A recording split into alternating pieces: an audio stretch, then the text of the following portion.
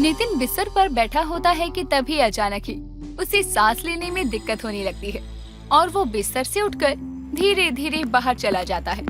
भाग्या ये देख लेती है और उसके पीछे जाने लगती है, पर तभी नितिन बिस्तर को गीला देखकर चिल्लाता है, अम्मा ये बिस्तर गीला कितने तल दिया?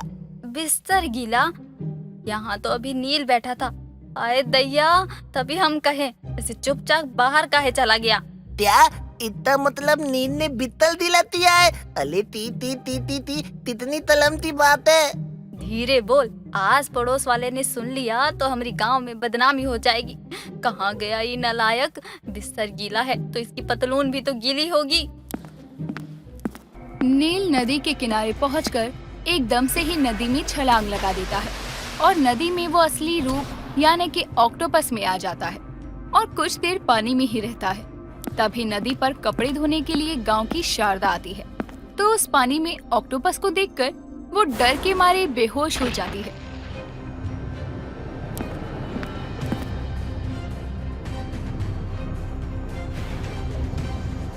शारदा काकी यहाँ, वो भी इस हालत में? आखिर शारदा काकी इस हालत में यहाँ कैसे पहुँची? काली बेहोश पड़ी शारदा के पास जाती है और उसे होश में लाने की कोशिश करती है। काकी, काकी आंखें खोलिए, क्या हो गया इन्हें जो ये इस तरह बेहोश हो गई? मुझे इन्हें अस्पताल ले जाना होगा। काली अपने आसपास देखकर चुटकी बजाती है, जिसके बाद वो शारदा के साथ गायब होकर अस्पताल के एक कमरे में आ जाती है। तभी काली जल्दी से डॉक्टर को बुलवाकर शारदा का चेकअप करवाती है और कुछ देर बाद शारदा को होश आ जाता है।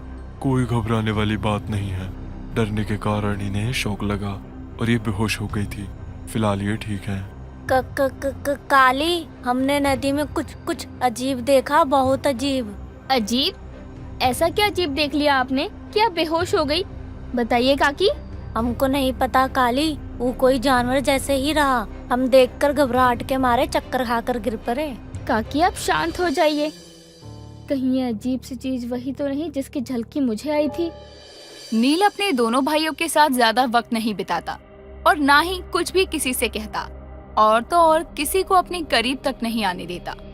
नील का ऐसा बर्ताव देखकर जहाँ भाग्या परेशान थी, वहीं काली भी शारदा की बातें और अपनी झलकी की बातों को लेकर सोच में डूबी बाजार से लौट रही थी। तभी उसे नील पर चिल्लाती हुई भाग्या की आवाज सुनाई पड़ती है। अरे क्या हो गया है तो को? जाड़े के समय इतना पानी काहे पी रहा है? इतनी प्यास किसको लगत है जाड़े में? अली होल नहीं तो क्या, इतना पानी पीता है तभी तो दाह बैठता है, वहीं पर ढीला तल देता है। ये बातें सुनकर काली उनके पास जाती है और उसे देखकर नितिन और मुकेश की आंखें चमक जाती है, लेकिन नील काली की तरफ देखता ही नहीं। काली, तुम मुझसे मिलने आई हो ना? जागती आंखों से सपने मत देखो नितिन। अरे चुप हो जा नितिन, मुझे लगता है काली मुझसे मिलने आई है। बिल्कुल नहीं, मैं भी किसे समझा रही हूँ। भाग्या काकी, आप क्यों इस तरह चिल्ला रही हैं? आपकी आवाज कोई दूर खड़ा इंसान भी सुन ले। अरे करिया देखना, हमरे नीलवा को क्या हो गया है? कछु बोल ही नहीं रहा है। भाग्या काकी, आप भूल गई हैं क्या? नील गूंगा है। हमको सब अच्छे से याद है। अरे पहले कम से कम ये आए काय तो करता था ना। हाँ, भले ही हमको समझ नहीं आता था, लेकिन इसको देखकर ऐसा लग रहा है जैसे ये हमारा नील नहीं है। कैसी बातें करती हैं आप? मैं बात करती हूँ नील से। अली ढूंढे थे क्या बात तलो थी तुम? मुझसे बात तलो ना। चुप कर बुड़बक। काली की ये बात सुनते ही भाग्या उसकी तरफ प्यार से देखते हुए मन ही मन ख्याली पुलाव बनाती है। क्या बात है, करिया को हमरे नील की चिंता होत है। सही है, हमरे तीनों सपूतों में से करिया किसी पर तो ध्यान देते हैं। तो सही कहते है करिया, बात कर जरा इससे, पूछ इससे काहे ऐसे अलग बर्ताव करत है। शायद तुझे बता दे। हम इन दोनों को लेकर अंदर जाते हैं। मुझे भी ताली से बात तलनी है। अरे बकलोल, चल अंदर, किसी का नंबर तो लगने दे। भाग्या नितिन को पकड़कर अंदर ले जाती है, लेकिन कुछ ना सुन पाने के कारण मुकेश वहीं खड़ा काली को देख रहा था। लेकिन तभी भाग्या उसके सर पर एक लगाती है। तोहरे लिए क्या अलग से घोषणा करवाएं? चल अंदर।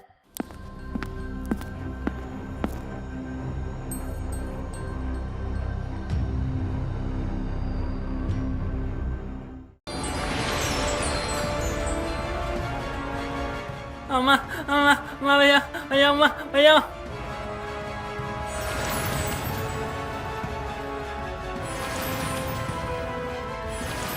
उसका हाथ पकड़ने से काली को कुछ अलग सा एहसास होता है, साथ ही गिलगिला महसूस होता है।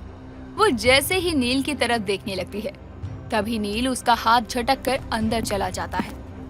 भाग्या पानी भरने के लिए एक कुएं पर जाती है, जहाँ वो देखती है कि कुएं पर गांव वालों की भीड़ लगी थी। इस कुआं के पास इतना भीड़ कैसे लग रहा है? दुर्गा बहन, ये हो का रहा है? आखिर कुआं पर इतना भीड़ काहे लगा है? और ये झुमरी बहन कुआं में ऐसे ताका झाकी काहे कर रही है? भाग्य बहन, कुएं के पानी का स्तर अपने आप कम हो गया है और ये स्तर इतना कम है कि कुएं की बाल्टी भी पानी तक नहीं पहुंच पा रही है। ऐसे कैसे हो सकत है? कल तक तो सब ठीक था, फिर अचानक से कुआं का पानी कम कैसे होगा? वाह! देखो बहन, हमारी मानो तो हमें ये बात पंचायत में ले जानी चाहिए, काहे कि पानी ही हम सबका जीवन है। पानी के बिना कछु नहीं हो सकता, और अगर इस तरह से पानी की कमी हुई तो हम सबका गुजर बसर कर पाना मुश्किल हो जाएगा। वैसे तुम बात तो सही कही हो भाग्य बहन। भाग्या की बात सुनकर अब सभी औरतें पंचायत ऑफिस जाती हैं और अपनी समस्याएं रखती हैं। अगर पानी की इस तरह से किल्लत होती रही तो काम कैसे चलेगा? हाँ सरपंच जी, झुमरी बहन सही कह रही है। पानी की कमी कैसे हो सकती है, वो भी अचानक? जो भी है, इन सब के पीछे कौन है मुझे पता लगाना होगा। रात के समय नील को अचानक ही सांस लेने में दिक्कत होने लगती है, तो वो अपना मुंह खोले घर से बाहर निकल जाता है। तो वहीं काली नील के हाथ झटकने वाली बात को लेकर गहरी सोच में थी। नील को हाथ लगाते ही मुझे इतना गिलगिला क्यों लगा, जैसे उसके हाथ से पानी टपक रहा हो। उस दिन भी नील हर्ष की गाड़ी के सामने अचानक ही आ गया था और उसका बर्ताव बहुत अजीब था। नील में इतना बदलाव क्यों? काली अजीब कश्मकश में थी। तभी उसे अपनी खिड़की से नील कहीं जाता हुआ नजर आता है। नील को रात में कहीं बाहर जाते देखकर काली बिना कुछ सोचे समझे घर से बाहर निकलकर उसके पीछे जाने लगती है। नील के चेहरे का आकार भी बिगड़ने लगता है। तभी उसी पास में एक खेत नजर आता है, जिसमें सिंचाई के लिए पानी भरा था। नील जैसे तैसे उस खेत में जाता है और वहाँ शांति से खड़ा हो जाता है। धीरे धीरे वो उस खेत के पानी को अपने शरीर से सोखना शुरू कर देता है।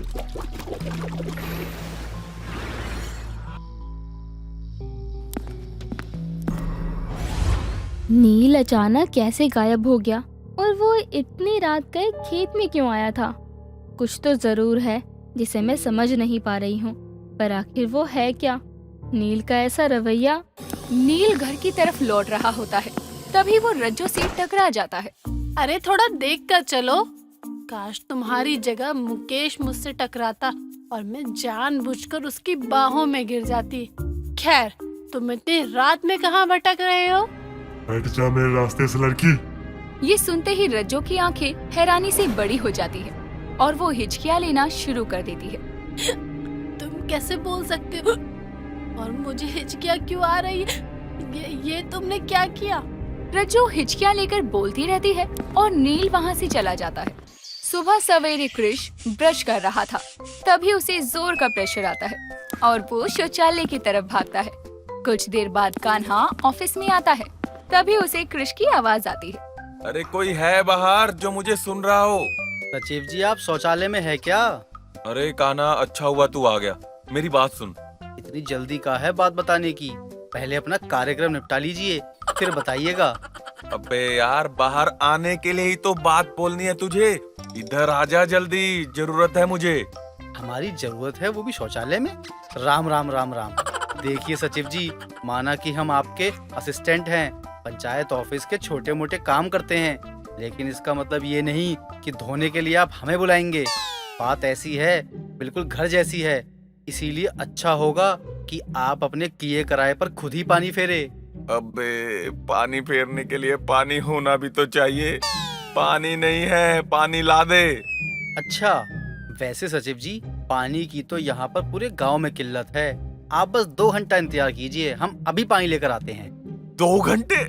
अबे, तब तक तो मैं और ये दोनों एक साथ सूख जाएंगे। हाँ तो क्या, अब हम जमीन खोदकर पानी निकालें? देख भाई, चाहे तू थूक कर भर या फिर रोकर भर, लेकिन मुझे एक भरी हुई बाल्टी पानी की लाके दे दे। मैं इतनी देर यहाँ नहीं बैठ सकता यार। गजब मुसीबत है। गर्मी तो गर्मी, अभी सर्दी में भी पानी का कमी हो रहा है। रुकिए, हम करते हैं पानी का इंतजाम। काली स्कूल जाने के लिए एक खेत के पास से होकर गुजर रही थी। तभी उसकी नजर एक खेत पर पड़ती है, जहाँ वो देखती है कि उस खेत की जमीन बंजर हो चुकी थी। सारी फसल बिगड़ गई थी। जमीन को बंजर और सूखा देखकर वो हैरान हो जाती है। ये खेत बंजर क्यों पड़ा है? बिल्कुल भी नमी नहीं है इसकी जमीन में, लेकिन ये सब अचानक क्यों हो रहा है? इस खेत की तरफ तो नील आया था, कहीं उसका किया धरा तो नहीं?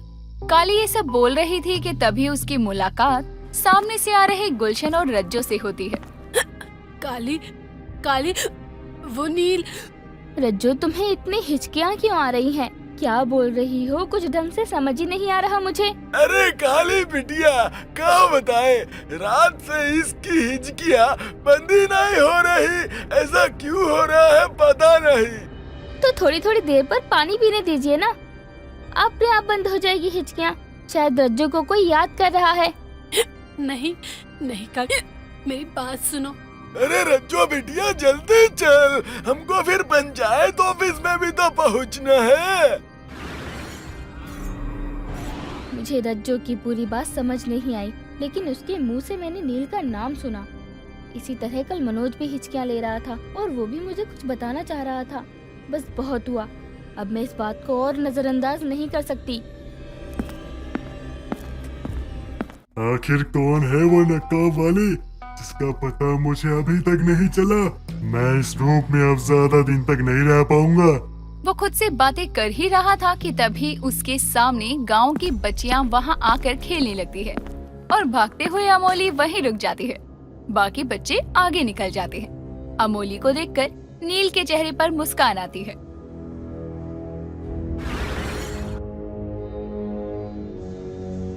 मम्मी मम्मी बचाओ मुझे, ये क्या है? छोड़ छोड़ मुझे।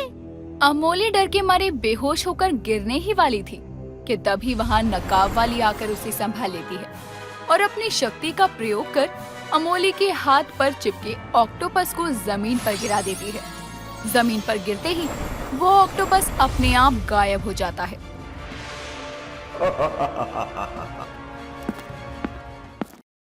देखना ना भूलिए काली द वुमेन वॉरियर सीजन 2 के चटपटे और मजेदार एपिसोड सिर्फ और सिर्फ हमारे चैनल पर। और साथ ही साथ हमारे चैनल को लाइक, शेयर और सब्सक्राइब करना बिल्कुल ना भूलें।